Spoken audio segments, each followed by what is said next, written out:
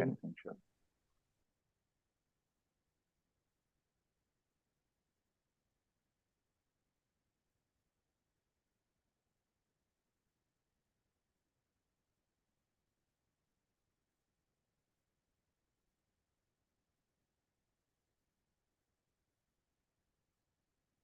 Mm.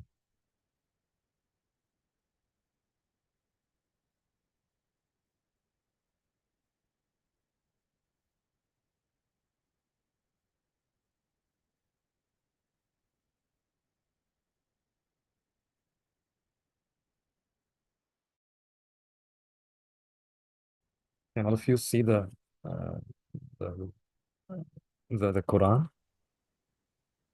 जी और Sheikh Sheikh sir साहब। जी we can see Sheikh साहब. Ah, Alhamdulillah.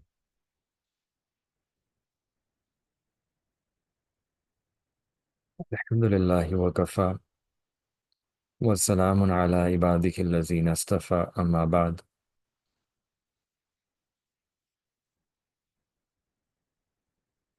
أعوذ بالله من الشيطان الرجيم بسم الله الرحمن الرحيم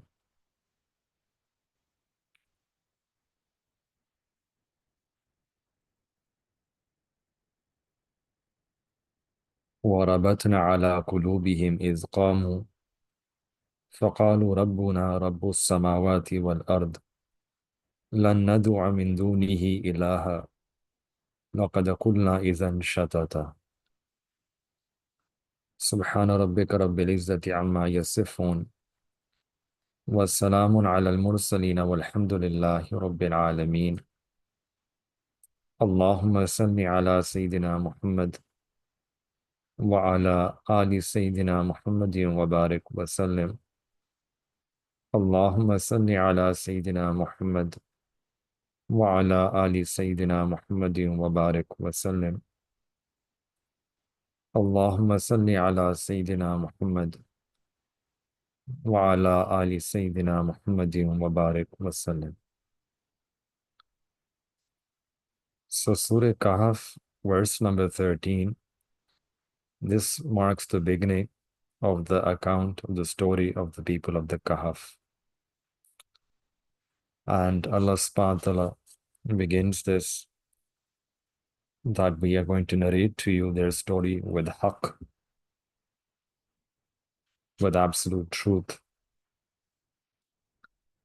And Allah Ta'ala says that no doubt they were people who were young, they were young people.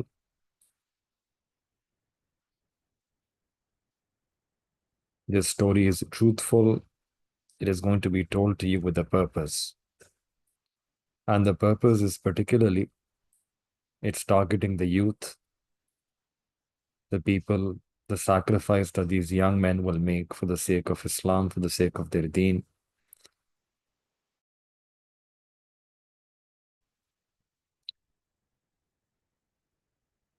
إِنَّهُمْ فِتْيَةٌ آمَنُوا بِرَبِّهِمْ, that they believed in their Rabb, وَزِدْنَاهُمْ هُدًى, and we increased them in hidayah, in guidance. And then وَرَبَطْنَا عَلَى قُلُوبِهِمْ, that we put firmness inside their heart. We made their heart firm.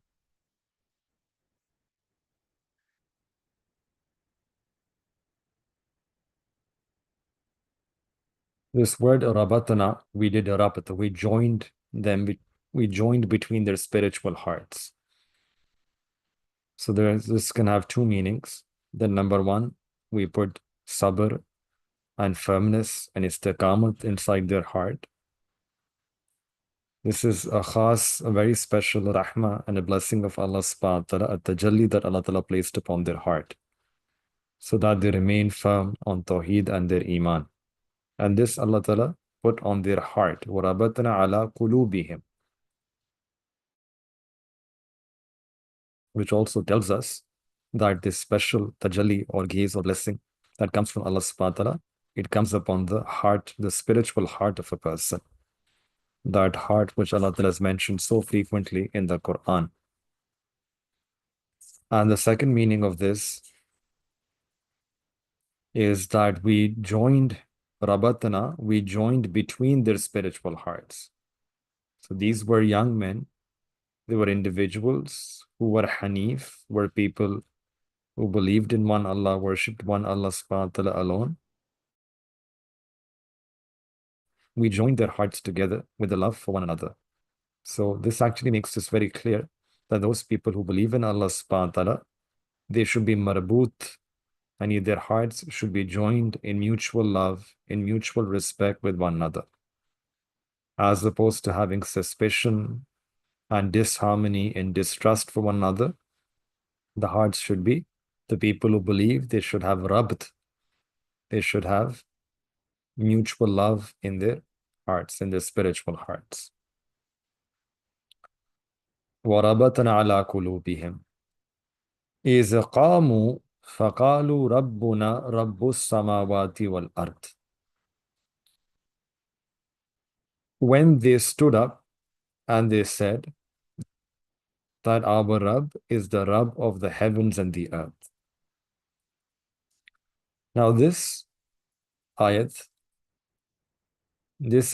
now goes back into the time when these young men were standing in the court before the king. So there is an iltifat here. It's going back to that event, that time when these young men, they were standing in front of the soldiers, the judges, the king. And it's not easy for a young person when you're standing before people of authority, especially here the king was a tyrant.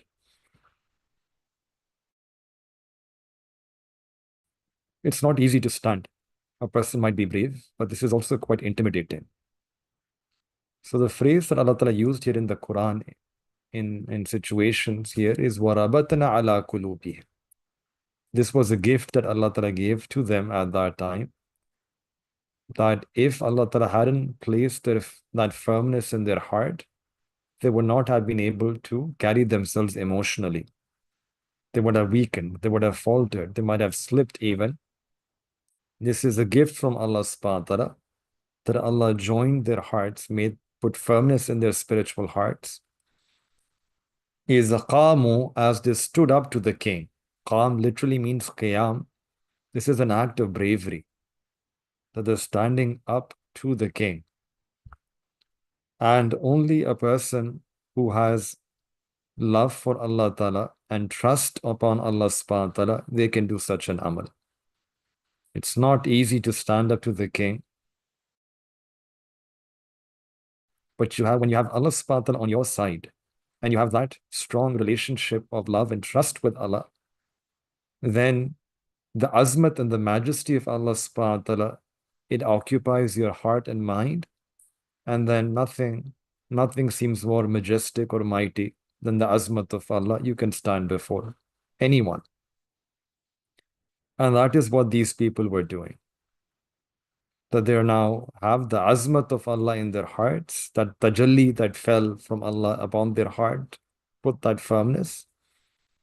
And now they're going to stand before this king and declare, Rabbuna Rabbus Samawati wal Ard. That our Rabb is not you, our Rabb is the Rabb of the heavens and the earth. So this kind of strength, this commitment, this willpower, if you look back at the Seerah, when the Quraysh Makkah, when some people came to Abu Talib and with this objection that your nephew, he is calling our deen in bad words, in a bad way, why don't you counsel him? And Abu Talib then spoke to the Prophet ﷺ that why don't you go back and not say bad things about the deen of the Quraysh. And at that time, the Prophet ﷺ replied and said that, Ya Ammi, that oh my uncle, law wudiyati shamsu fi yamini wal qamru fi yasari ma taraktu hazal amr.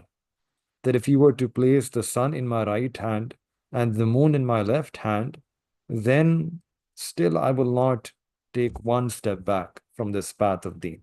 I will continue with this work of da'wah, This is one of the most, this is one of the most great, this is the greatest jihad, afzalul jihad. The Prophet ﷺ in one hadith said that kalimatu haqqin inda sultanin ja'irin, that the afzal jihad is to speak the truth, is to speak a kalima haqq in the face of a tyrant, in the face of a ruler who's an oppressive ruler. And this is what these young men are doing. In one sense, this is their declaration of Iman. This is their pronouncement of Iman, standing before the king and saying this. And our Mashaykh, they say that this example is for all of us. That when a person takes the name of Allah, the power and the azmat that is in this name, the Isme Azam, Isme Jalala, Allah, is that it makes a person forget everything. You do La ilaha illallah, that there is no one worthy of worship except Allah. La hawla wa la quwwata illa billah. No power, no might, no one has the potential to benefit me, no one has the potential to harm me except for Allah, except for the permission of Allah. Allah. This is the lesson here, that when a person says Allah, then we forget about ma siwa, everyone, everything other than Allah, just like the Ashab-e Kahf. That here they're standing before and they have Allah subhanahu wa ta'ala with them on their sides. There was when the Mongols, they came and they ransacked the entire Central Asia, Baghdad, all these areas. They would enter a city, and before they would enter the city, people living in that city, they would evacuate. They would fear that if we don't leave, then we will be killed. So the Mongols, they entered the city and everyone had left. But there's this one old man who was a wali, a friend of Allah, Hazrat Darbandi Rahmatullah alayh, who was in the masjid. So the guards, they chained him and they handcuffed him, brought him before the ruler, the Mongol ruler.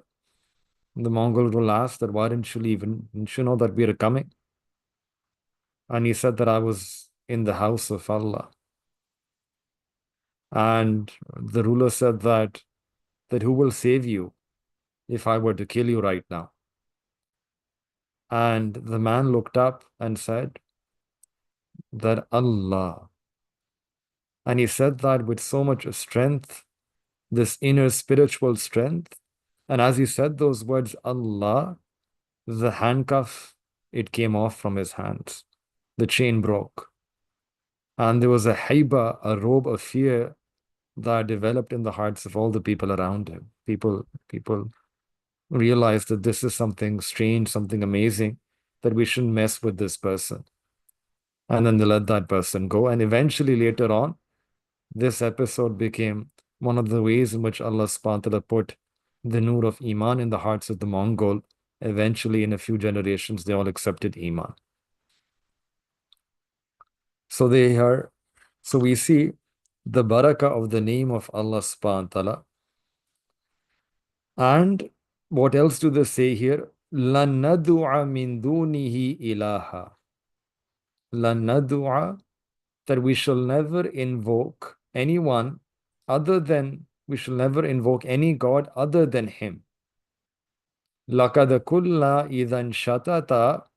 And if we were to do that, then we would be saying something that is far from the truth. Shatata literally means exaggeration. Its exaggeration is normally untruthful. But shatata goes way beyond the limits. It's like a crazy lie.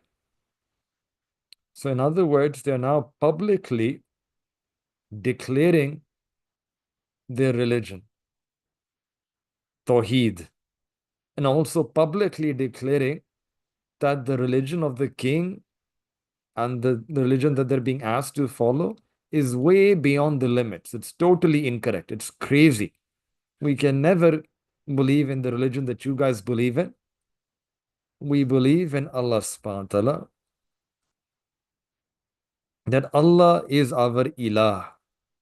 Ilah means not just the object of the being whom we worship, but also the being whom we yearn for, the being whom we desire, the being whom we love, the being who removes all our worries, the being who solves all our problems. He is our marji', a place of return, our sanctuary, our refuge. And we don't bow before anyone but him. So in every word that you see here in the statement that these young men are making, you can see the yaqeen, the conviction that is dripping, that standing before and proclaiming and announcing Tawheed, and also announcing that they are fed up with this religion that they're being asked to follow. It's beyond the limits and totally incorrect. لَقَدْ قُلْنَا إِذًا شَتَتًا.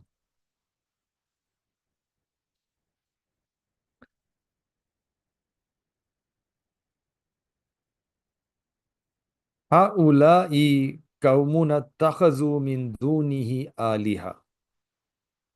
They continue that these, our people, yani our qawm, our community, they have adopted gods other than him, other than Allah. These are our nation. They have taken up other gods besides him. لَوْلَا يَأْتُونَ عَلَيْهِمْ بِسُلْطَانٍ بَيِّنٍ. Why do they not bring authoritative proof? فَمَنْ أَظْلَمُ مِمَّنِ افْتَرَى عَلَى اللَّهِ كَذِبًا. Who is the worst wrongdoer than those that make up a lie against Allah Ta'ala? So here they begin by mentioning the aqidah, the belief of these people in that community who used to worship idols. And in reply, they're saying that why we will never believe in these idols. Why should we believe in these idols? They give a challenge. They're challenging the people of that community and saying that, what's your proof? Why should we believe? Why should we believe?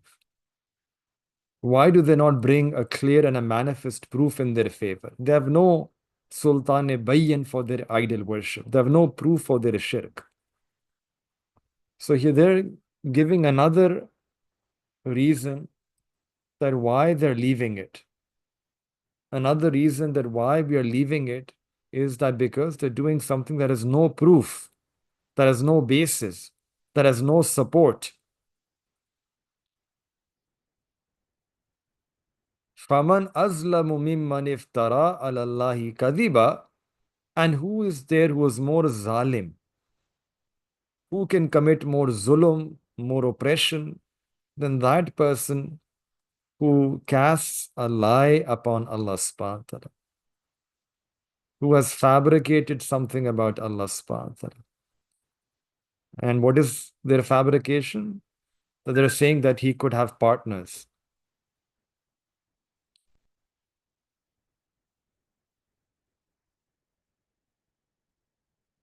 That there could be more than one God. So they say, this is their reply. And then Allah Ta'ala says that وَإِذِ اعْتَزَلْتُمُوهُمْ, that when you have turned away from them, وَمَا يَعْبُدُونَ إِلَّا اللَّهِ, and those whom they worship except Allah, فَأْوُوا إِلَى الْكَهْفِ, then seek refuge in the cave. Now what happens here is, one thing about the previous ayah, this phrase فَمَنْ أَظْلَمُ مِمَّنِ افْتَرَى عَلَى اللَّهِ كَذِبًا. This is a phrase that comes quite frequently in the Quran. And this is sometimes a misconception that people may think that this is Allah Ta'ala saying that who can be more just, who can be more unjust than the one who fabricates a lie against Allah Ta'ala. So there are different places where a phrase like this comes, that who can be more unjust than this individual, or who can be more unjust than that individual. All of them are unjust people, right? All of them are unjust people. One place Allah Ta'ala mentions this, فَمَنْ أَظْلَمُ مِمَّنْ افترى على الله كذبا. And kadhib is lie. Lying is something which Allah Ta'ala doesn't like. There are lots of punishment mentioned about lying in the Quran, that there will be punishment in Akhirah. There will be wail. Wail is total destruction for the person who speaks a lie. There will be the person will be held accountable, will be taken over by the angels, and a person will have to face humiliation and embarrassment in this dunya as well. Kadhib.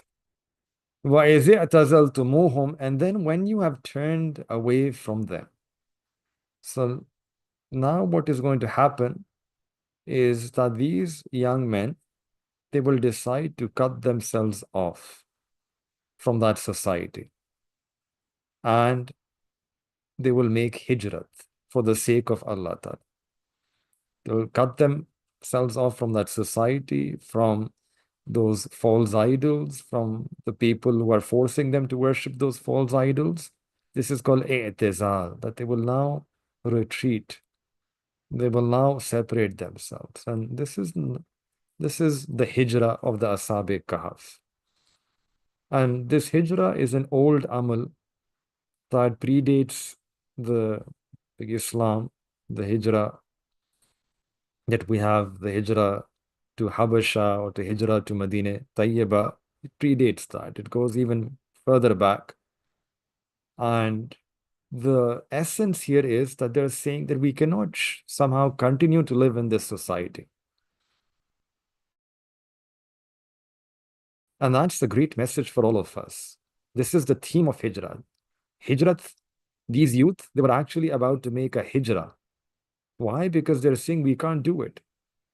We can't live in a society which is forcing us to worship idols, where our iman is at stake, where we're being persecuted. And that's the assumption. There seems to be a suggestion, the possibility that they will be persecuted or even be forced to renounce their faith, be forced to worship idols. And they're saying we can't do that. And rather than doing that, we're going to make this hijrah. We're not going to do this grave thing that they're asking us to do. So they make this intention. And what we learn from here is the ni'mat of iman is so azim, such a big blessing of Allah subhanahu wa ta'ala, that in order to protect our iman, even if it means that you have to migrate, you have to leave your friends and family and business and homes, one should be willing to make that sacrifice. For nothing is more precious, more valuable than our iman.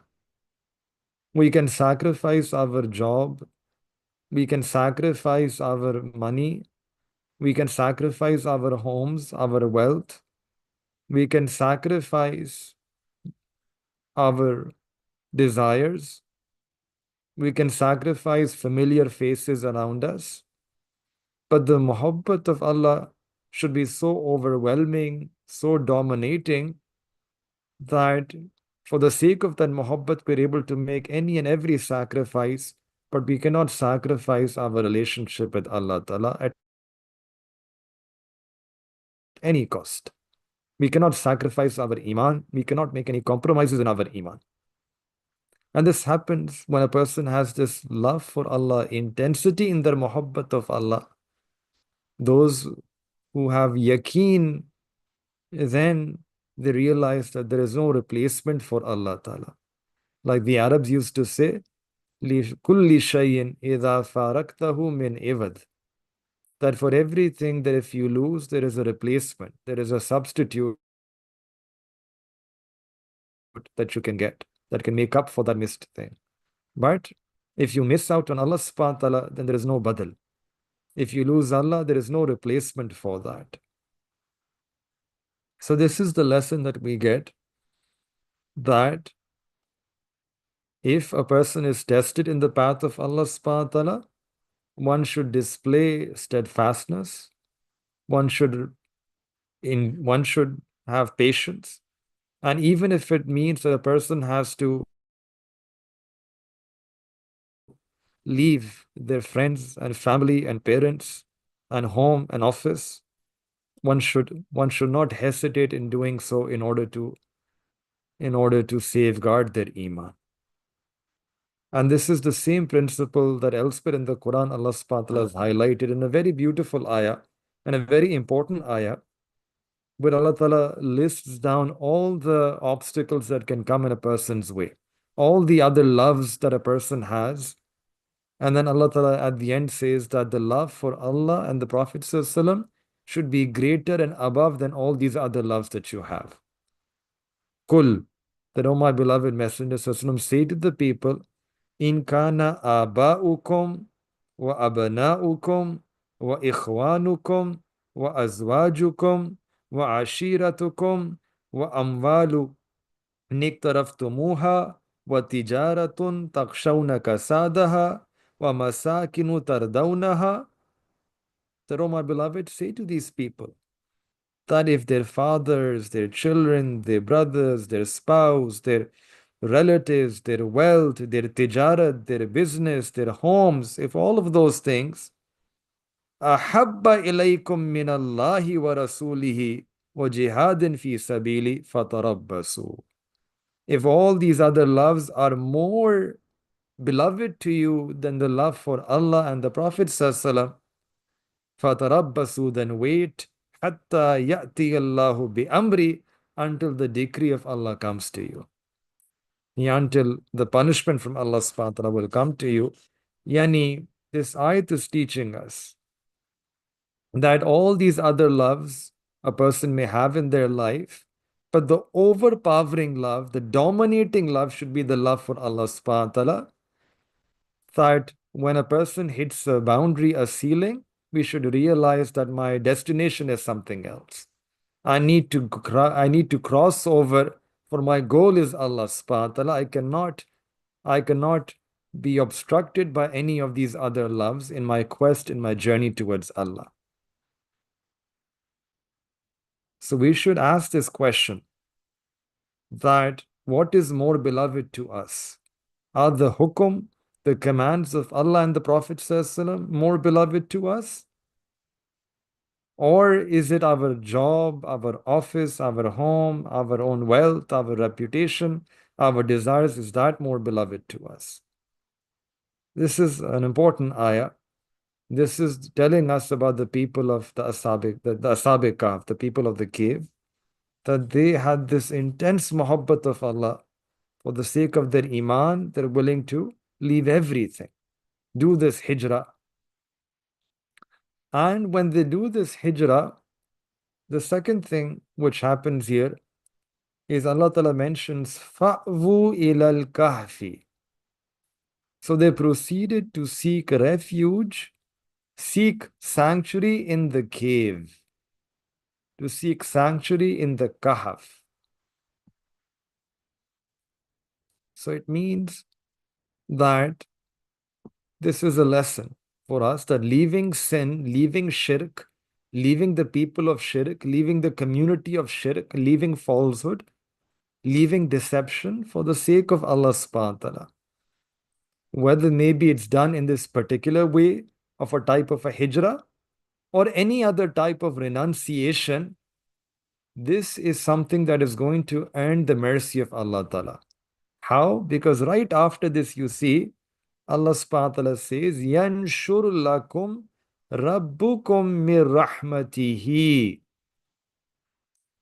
That when they made this, when they took sanctuary in the cave, when they renounced all of this sin and falsehood and deception around them for the sake of Allah, then Allah says that Allah did nashr, He broadcasted, He spread, He enveloped them, He extended out His rahmat for them.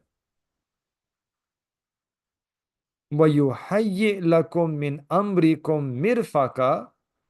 And in addition to that, Allah subhanahu wa ta'ala bestowed upon them ease in their matter. Allah subhanahu wa ta'ala gave them ease and a way out of that persecution. So, if you see that this is an answer to the dua that these people, the Ashab Kahf, had made. Just a few lines before, they had made this dua to Allah subhanahu wa ta'ala that, Ya Allah, grant us rahmat from your own self.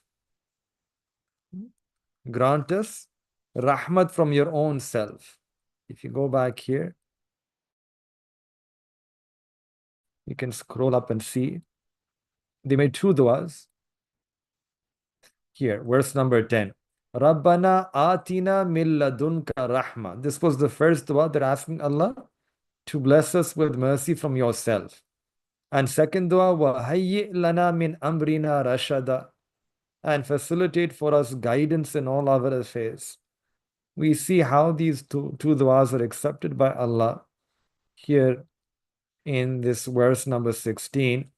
First part, Allah says, Yanshur lakum rabbukum min rahmatihi, that Allah subhanahu wa ta'ala, He extended His mercy for them,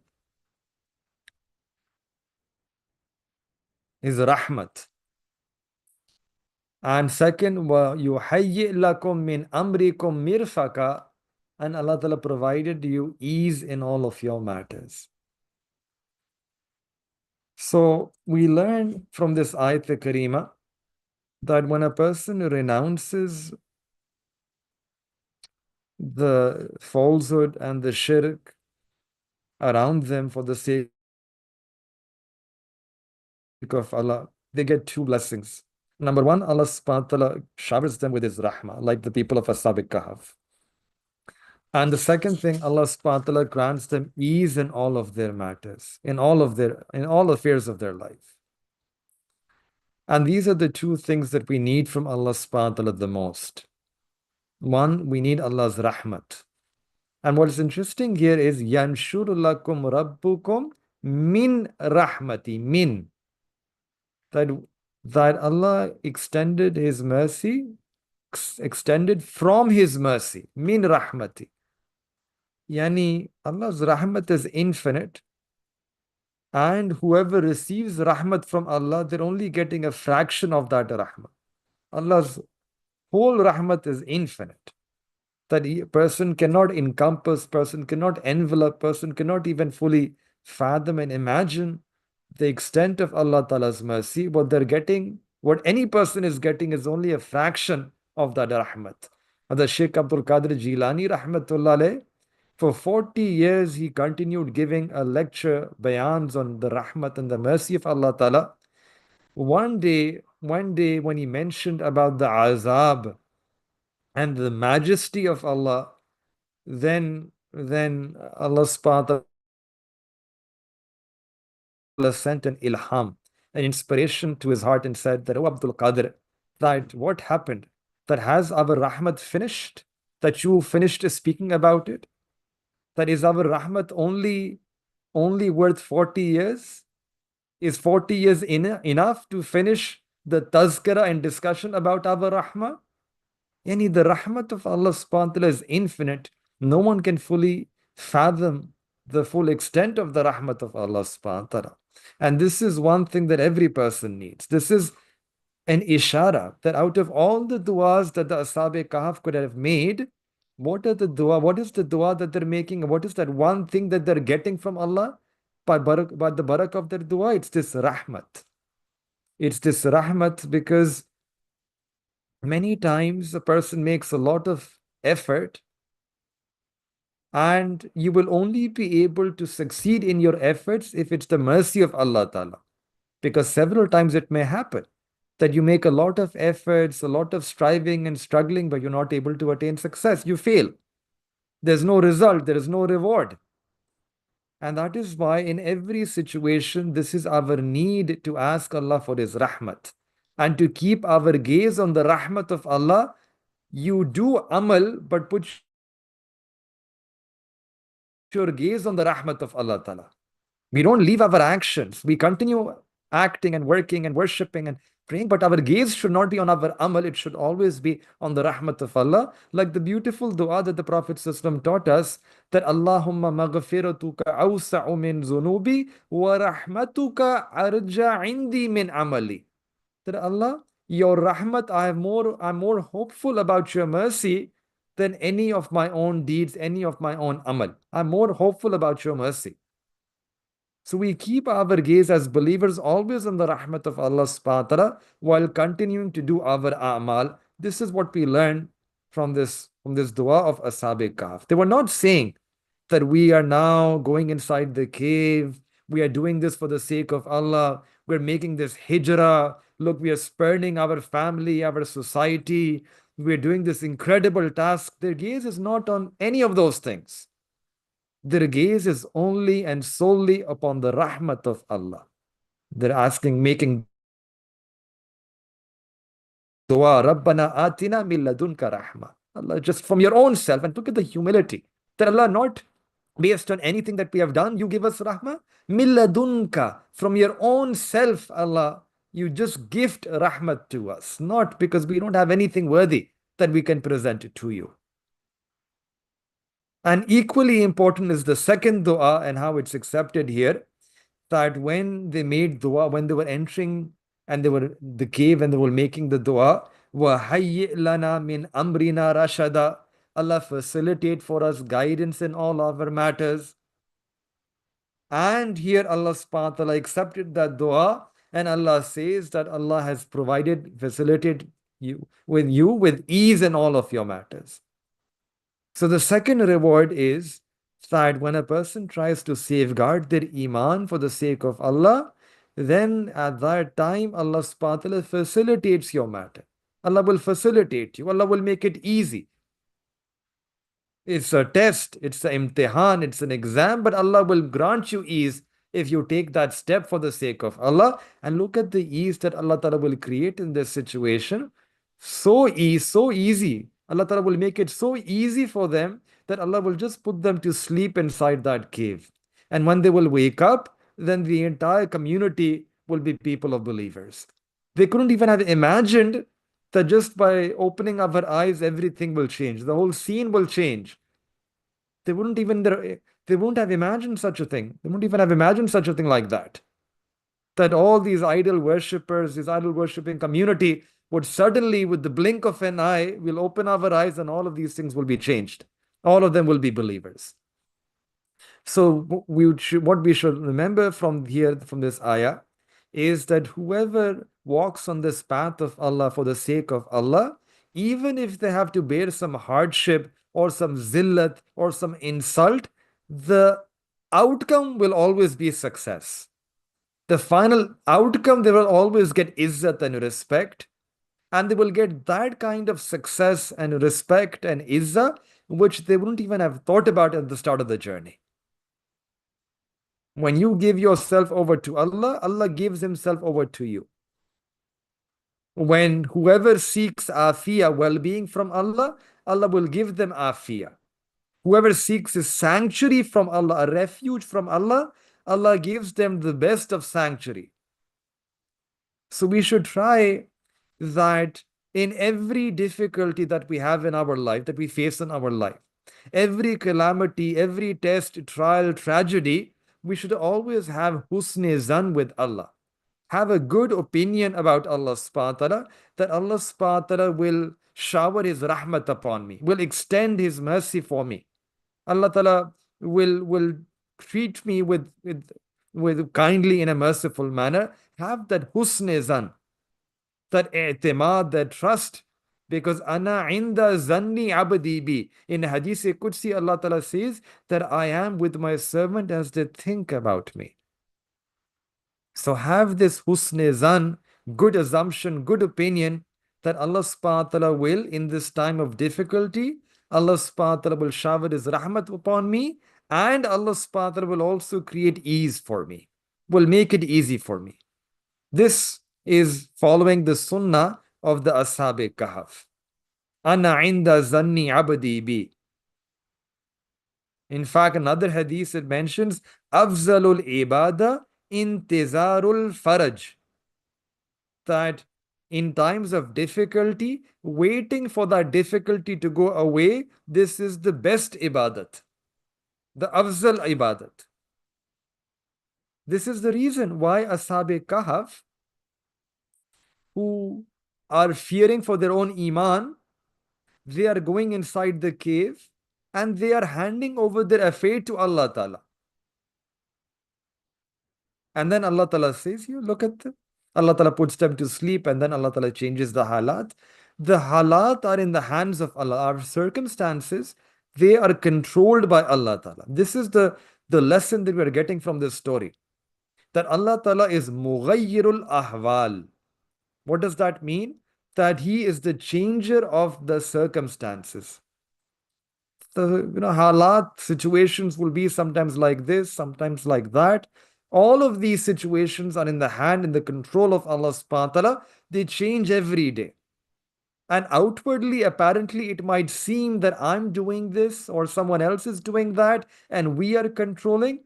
But the truth, hakikat, is that we are not controlling. Allah subhanahu wa ta'ala is the real controller. Allah ta'ala is running the show. We are just puppets. When we were young, we used to go to puppet shows. And in puppet show, we didn't realize that these puppets which are moving, we thought that they're moving on their own. They're moving. They're jumping and they're rotating and they're talking and they're dancing. And we would be amazed and amazed at, look at these puppets, they're moving, they're jumping, they're playing. And then later, when we ask someone, people elder, they would explain to us that these puppets are not jumping. With every puppet, there is a thread, and that thread goes up and then behind the stage, and it's in the hand of one person. That person is moving that thread, and as a result, these puppets are moving. So it's not the puppets, it's actually the thread. The thread is being controlled by that person. That person is controlling these puppets. So this is story of childhood stories, but this is really how the world, the universe is working.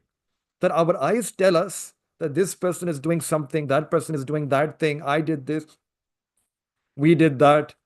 But the hakikat, the reality is that behind everything that is happening isn't the permission of Allah, it's the will of Allah subhanahu wa ta'ala. Whatever Allah wills, that happens. So in light of these teachings of Surah Kahf, we should try to understand this point. This is a very important point, and let it sink into our hearts that whatever will happen, it will happen according to the will of Allah subhanahu wa ta'ala. Whatever is the will of Allah subhanahu wa ta'ala, that and that alone will happen. This is really the difference between the life of a believer and unbeliever, non-believer. That the believer, they keep their gaze upon Allah. That Allah subhanahu wa ta'ala is controlling the show. And those who don't believe in Allah subhanahu wa ta'ala, they are just looking at their own efforts, at world politics and world economics and world finance and this and that. For us, we should remember that everything, the mughayyirul ahwal, the musabbibul asbab is Allah subhanahu wa ta'ala and Allah ta'ala alone. And this is part and parcel of strengthening our iman. We are living in times where we need to have this iman, that profit and loss is not in the hands of someone, it's in the hands of Allah. Cure and curse is not in some medicine, it's in the hands of Allah. If Allah wills, that medicine can give me shifa. If Allah wills, that medicine can cause food poisoning, I can die. These are asbab, these are utensils. Allah Ta'ala can put milk inside that utensil. Sometimes people drink milk and they get nourishment. Others drink milk, they die because of food poisoning. Milk in of itself is sabab. But who puts faida and benefit? That's Allah subhanahu wa ta'ala. This is the iman, this is the yaqeen that we need to make.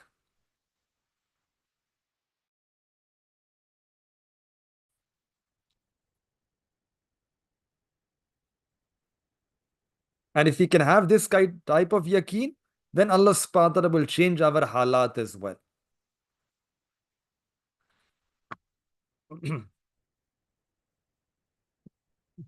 This is a very important ayah.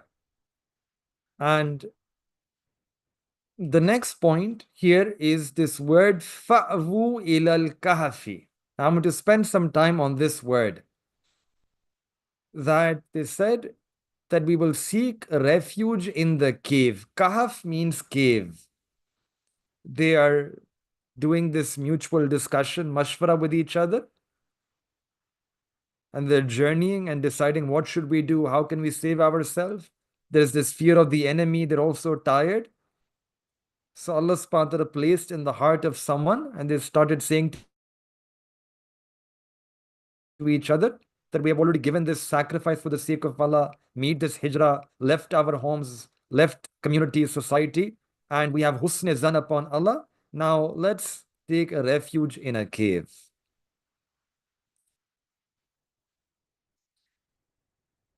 And this story tells us that whoever wishes to safeguard their deen from fitna, then they need to seek refuge in a cave. Now, Surah Kahf,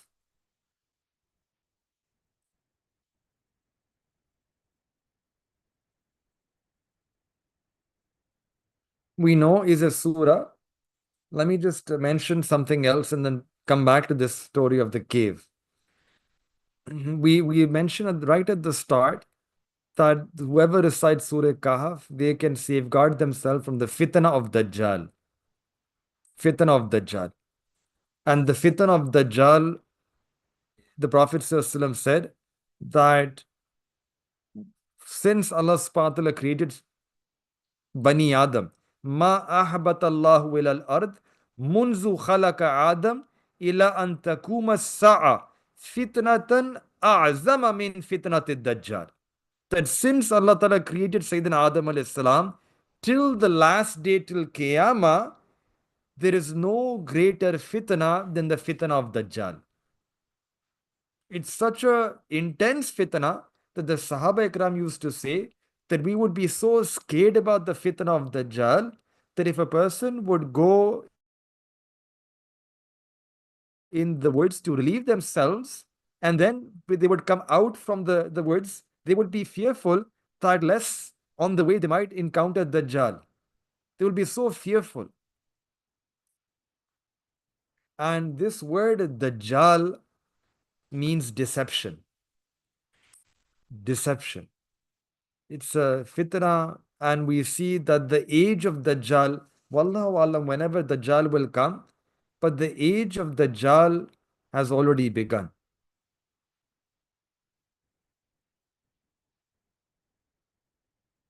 The age of Dajjal has already begun.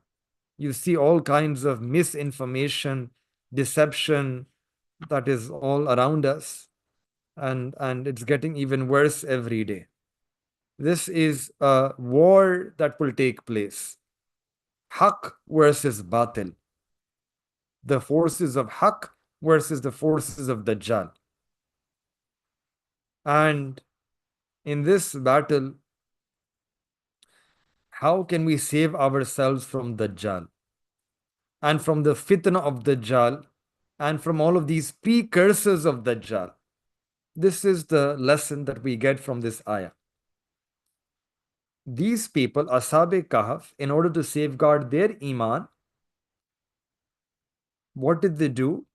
They left that environment, and they are steadfast upon their iman, and they go fa'wu ilal kahf. They go to a cave.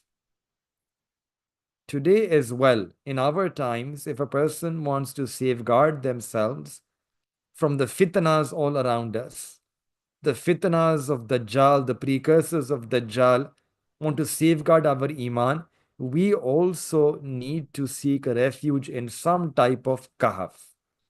We also need to attach ourselves with some type of kahf.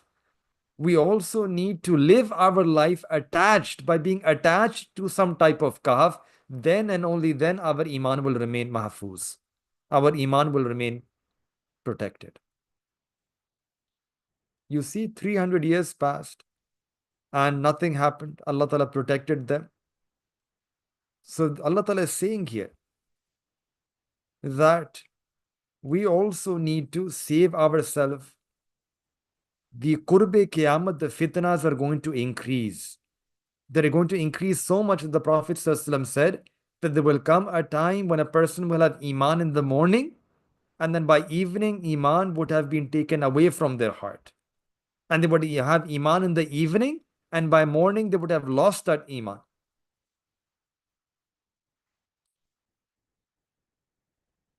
These will be fitnas of aqidah as well. It's not just that I pray and other person doesn't pray.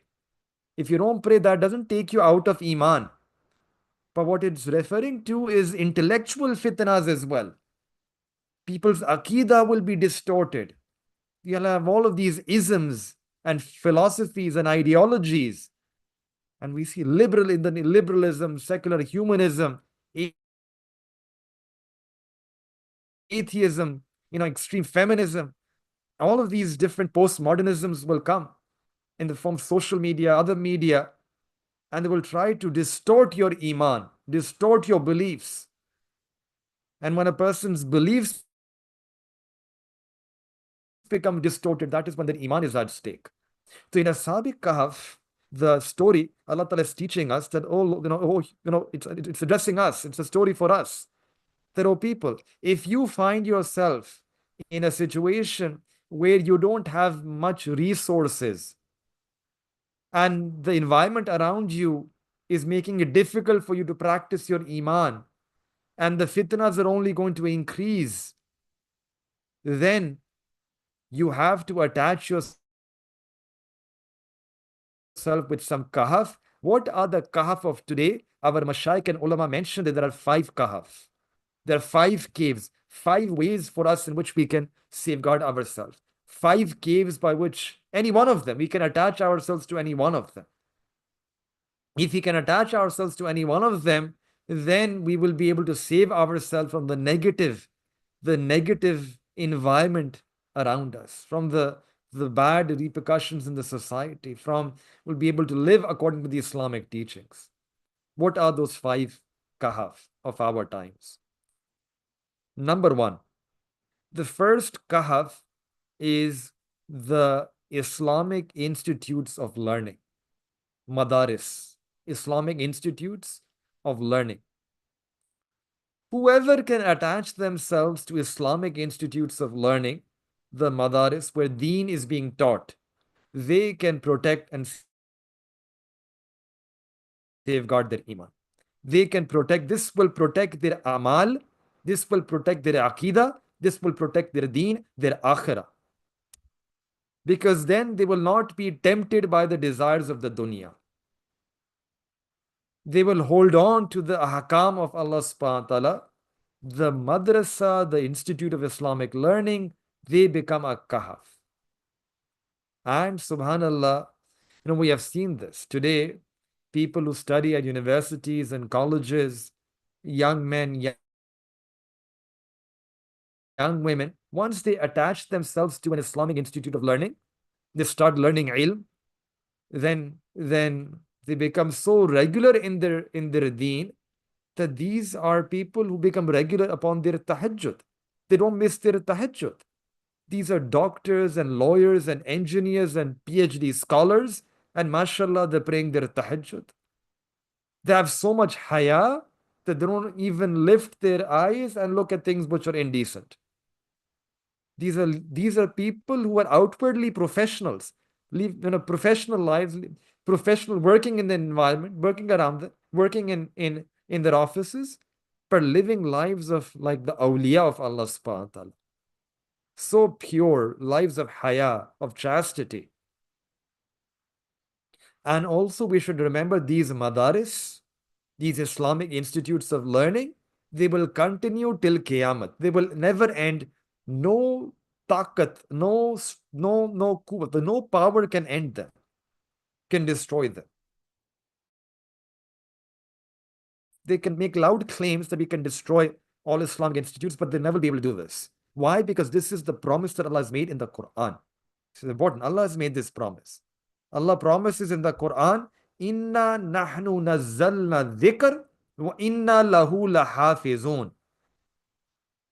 That we have revealed this nasiha to you and we are the protectors.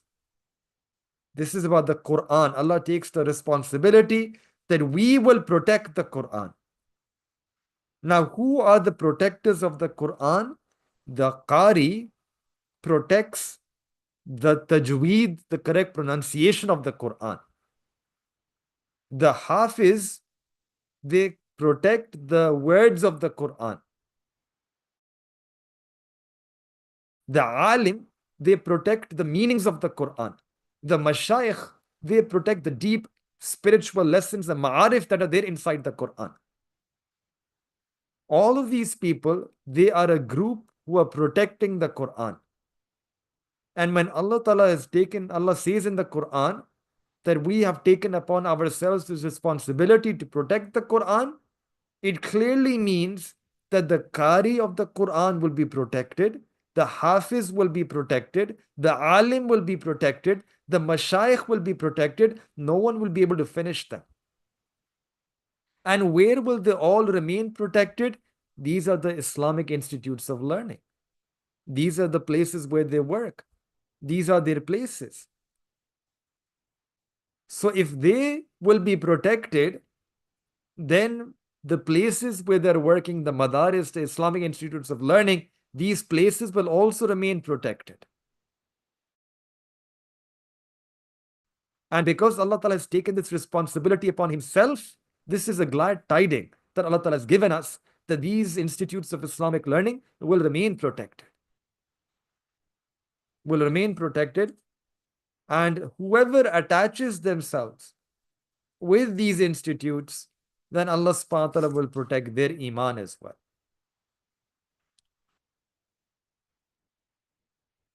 So this is the first kahf. The second kahf is the company of Ahlullah, is the spiritual sanctuaries where the Ahlullah, the Mashayikh, they teach the dhikr of Allah, Allah. It's the khanka, the spiritual sanctuaries. It's the places where people, they learn the zikr of Allah subhanahu wa ta'ala from the Mashayikh, from the Ahlullah. Why? Because these people of Allah subhanahu wa ta'ala, whoever attaches a nisbat with them, has a connection with them, this is also a type of a cave. And again, we have seen this. People who study at universities, who work in their offices, these are young professionals. But when they attach themselves to such people of Allah, then their life changes. They become more religious. They're less inclined to worldly temptations. They're able to safeguard their iman.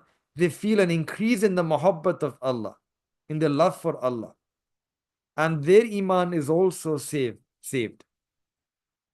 This dhikr of Allah, Allah subhanahu wa ta'ala, the remembrance of Allah subhanahu wa ta'ala, it brings barakah in their life.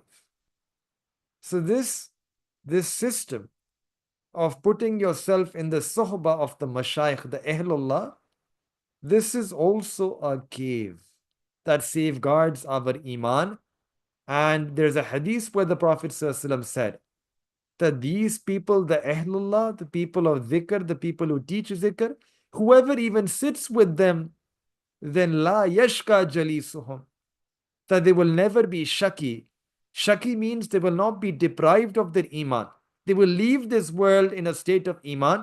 The Prophet ﷺ is giving this glad tiding that whoever attaches with these people of Allah, then their iman will be protected. So it means that these places, these spiritual sanctuary, the khanka, this sohba, this is also this is also one kahf that we have today with us. And whoever attaches themselves to such places where there is a person of Sharia who's teaching the dhikr of Allah, then a person's iman will be protected as well. It's important that we have people who are sahib Sharia, people who are not, people who are scholars who understand the deen, and who also are people who train in doing the zikr of Allah, remembering Allah subhanahu wa ta'ala, such mashayikh.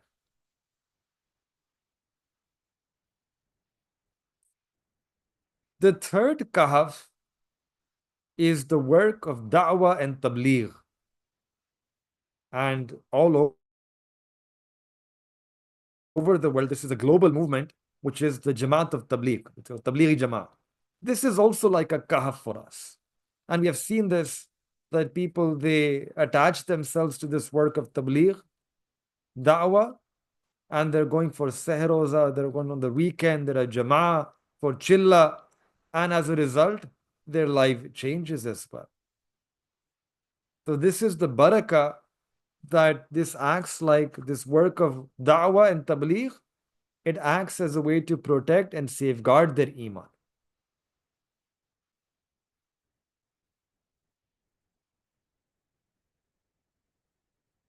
And the fourth kahf is Quran Azim o Shan, just the Quran itself.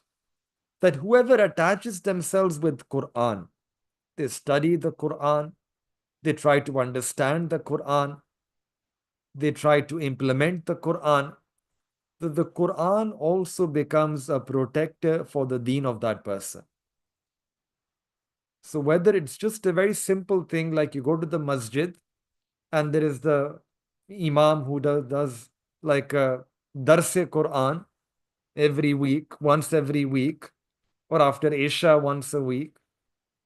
So just attaching yourself to those sessions where Quran is being taught, where Quran is being studied, and just keeping yourself attached to those halakas, to those circles, to those sessions, this also protects and safeguards our iman. We have seen this. So many cases, young or old, just simple masjid, attachment with the masjid and the Quran sessions happening in the masjid. This is the power of the Quran. This is the barakat of those study sessions on the Quran.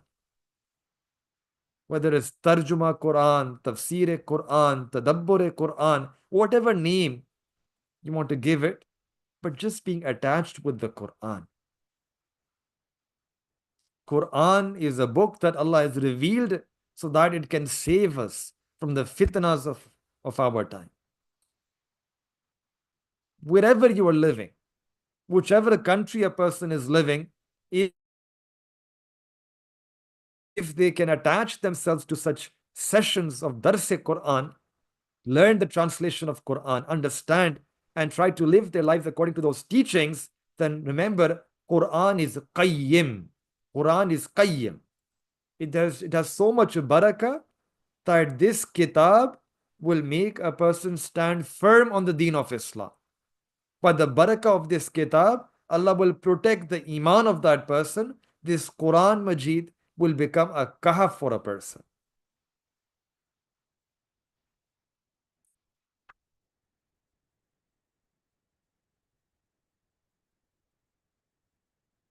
And the fifth and the last kahf in our times are the two cities of Makkah Mukarramah and Madinah Munawwara. Today, whoever is able to, has the means and they're able to live in Makkah Mukarramah or Madinah Tayyibah, reach there, they will also be able to save themselves from the fitna of Dajjal. And this is something established from the hadith as well. The Prophet ﷺ said that Laisa min baladin, that Dajjal will be able to enter into every city except Makkah Mukarramah and Madinah Tayyibah. In these two cities, there will be angels lined up at the boundary, and these angels will protect will protect the citizens. They will not allow Dajjal to enter into these two cities. So from this Hadith Mubarakah, it's established that Dajjal will not be able to enter Makkah Mukarramah or Madinah Tayyibah. And this is the reason why these two cities are also like a kahf, like a cave. That whoever goes there and stays there, they will be saved from the fitnas of Dajjal. Allah subhanahu wa ta'ala has made these two cities full of barakah. The Prophet ﷺ was born in the city of Makkah Mukarramah, and the Prophet ﷺ passed away and is resting in the city of Madinah Tayyibah. Both these cities are the cities of the Prophet ﷺ. Both of them are kahf.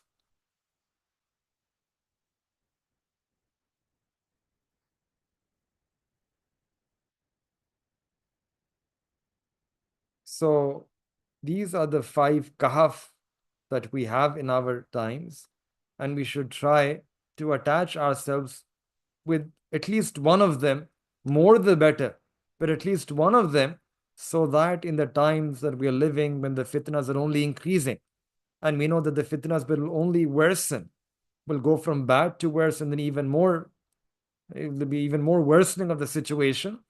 We should remember that these are difficult times. And that's why highly necessary and important that we keep ourselves attached to any one of these kahf. May Allah Ta'ala give all of us the tawfiq to do so. So the people of the kahf, they made this dua that Allah grant us ease, and Allah subhanahu wa ta'ala said that we will make it easy. We will provide you ease. وَيُحَيِّئْ لَكُم مِّنْ أَمْرِكُم مِّرْفَقًا, that we will provide you ease in all of your matters. Now, what was that ease that Allah subhanahu wa ta'ala gave them? So, number one, Allah Ta'ala says here in this ayah,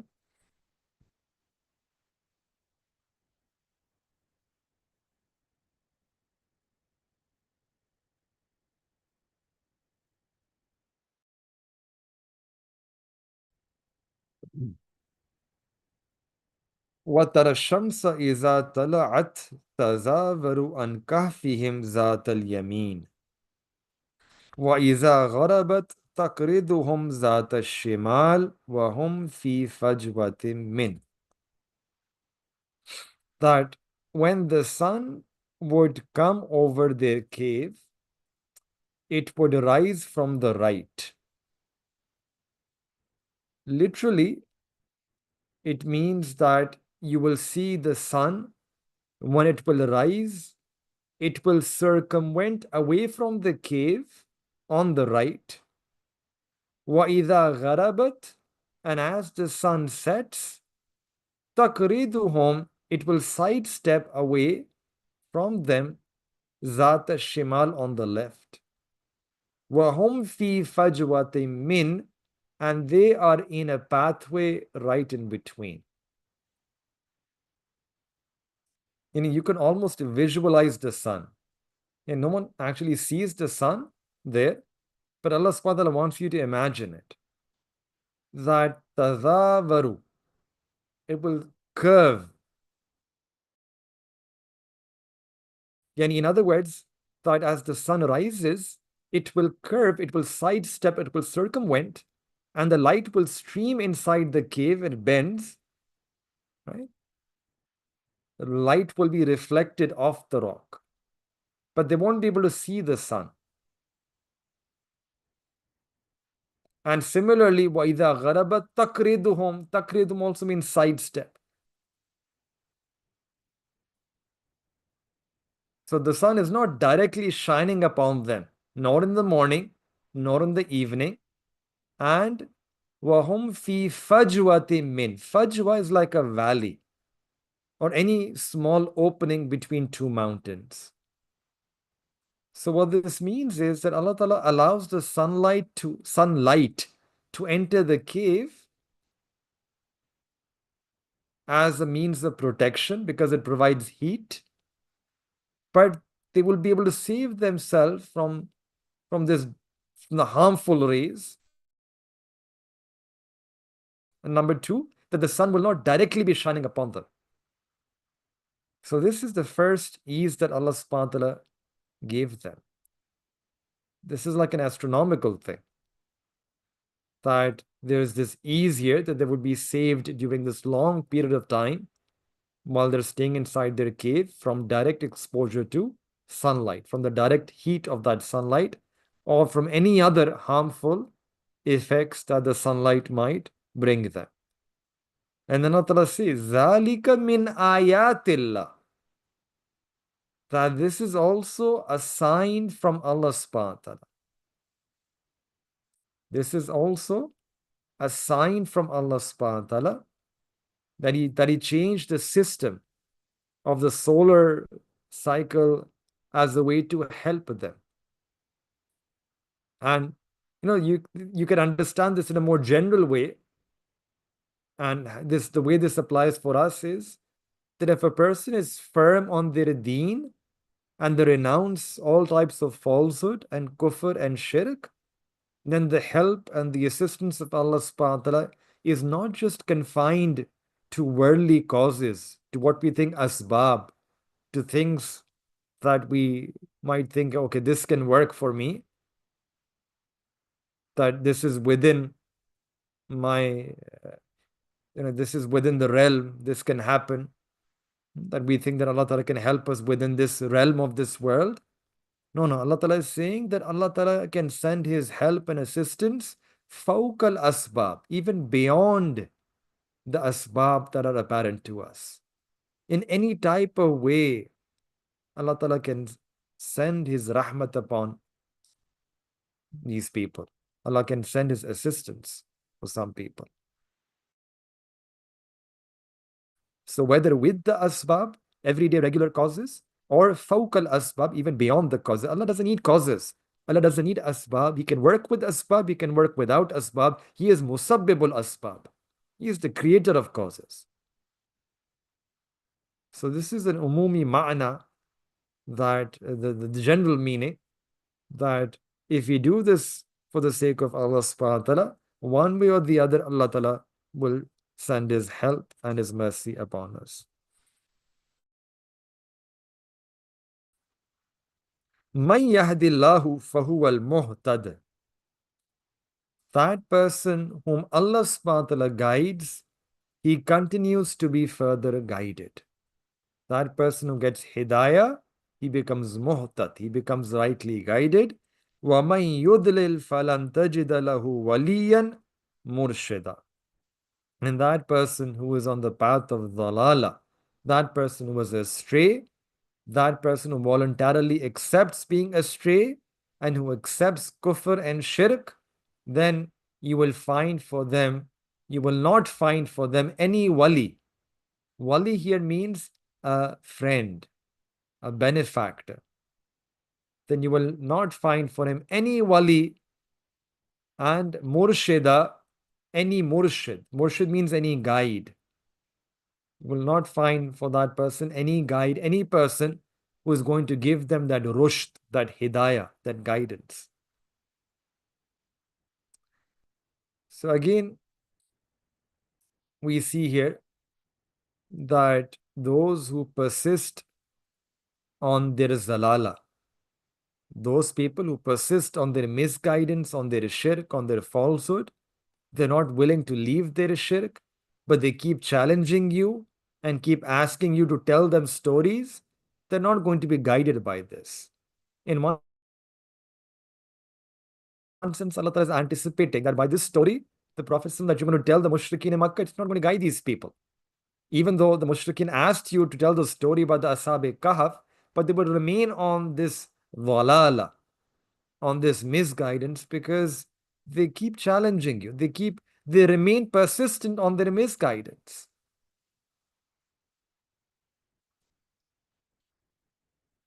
So this is the first ease that Allah subhanahu wa ta'ala gave them.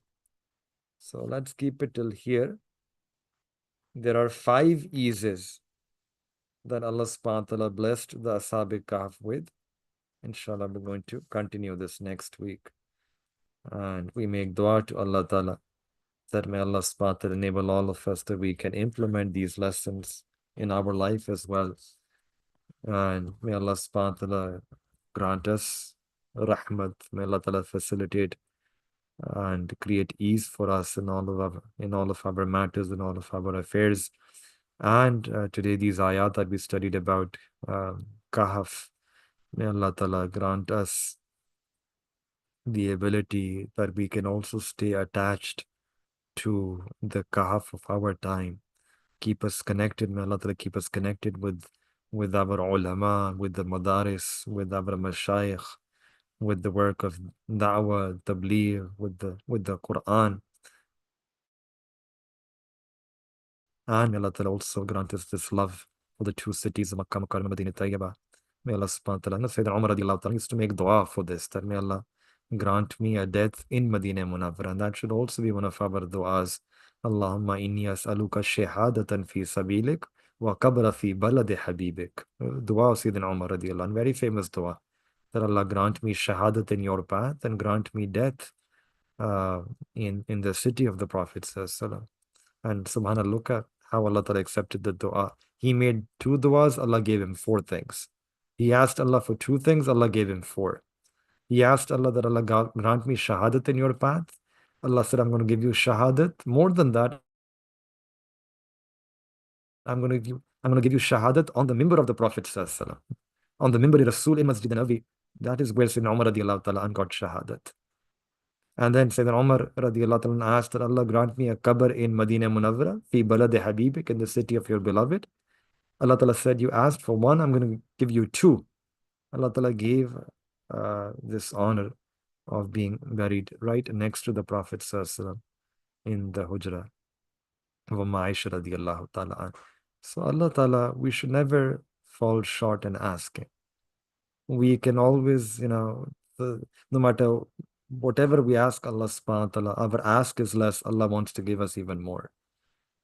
So this is we should make dua. And one of the things that we learn here in this story is the people of Kahf, every moment they're making dua. They're entering the cave, they're making dua. Their gaze is on Allah. And dua is one of the best ways to keep ruju ilallah. That throughout the day, multiple times, multiple things happen silently in your heart or with your tongue. A person is just making duas to Allah Ta'ala, conversing with Allah. It's a beautiful way in which you can stay connected to Allah Ta'ala throughout the day. So may Allah Ta'ala make us people of zikr. May Allah Ta'ala make us people of dua. May Allah Ta'ala enable all of us to act upon these teachings. Wa akhiru da'wana anil hamdulillahi rabbil alameen. سبحانك اللهم وبحمدك أشهد أن لا إله إلا أنت أستغفرك وأتوب إليك. جزاكم الله خير. السلام عليكم ورحمة الله وبركاته. وعليكم السلام ورحمة الله وبركاته. جزاكم الله وعليكم خير. السلام ورحمة الله وبركاته. جزاك الله خير شيخ سعد. I had a question, 2 questions to ask. Yes. It was about the last Tafsir class in the Ayah 12. ثم بعثناهم لنعلم أي الحزبين. In the document they had the meaning of Hizb is a strong group or an army or a faction united under a flag. And they also had written that Hizb is used in this verse because when they woke up they were divided. Isn't this 2 different meanings, or am I misunderstanding?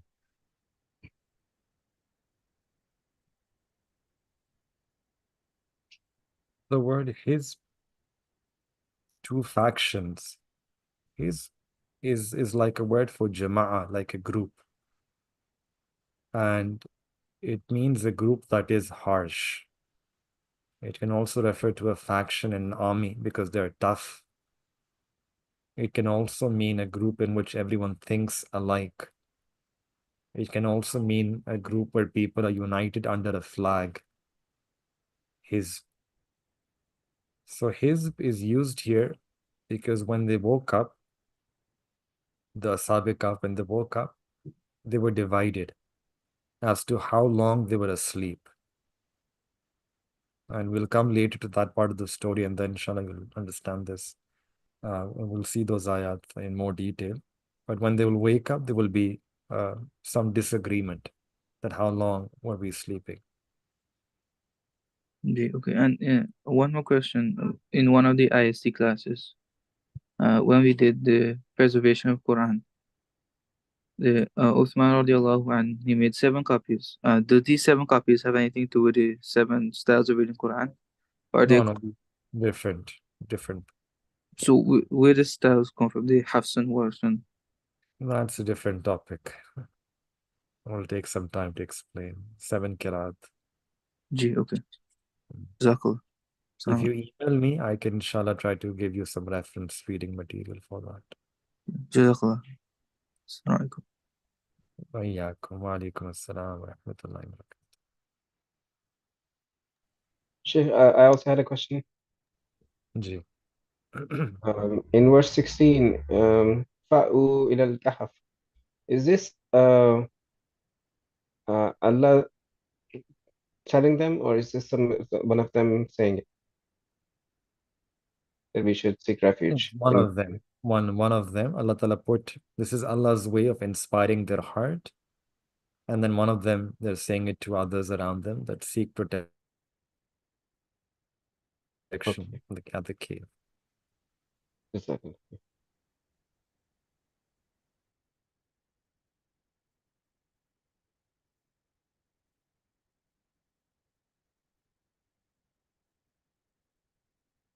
All right, inshallah. We'll see all of you next week. Keep us in your du'as. Inshallah, we'll keep all of you in our du'as. Assalamu alaikum.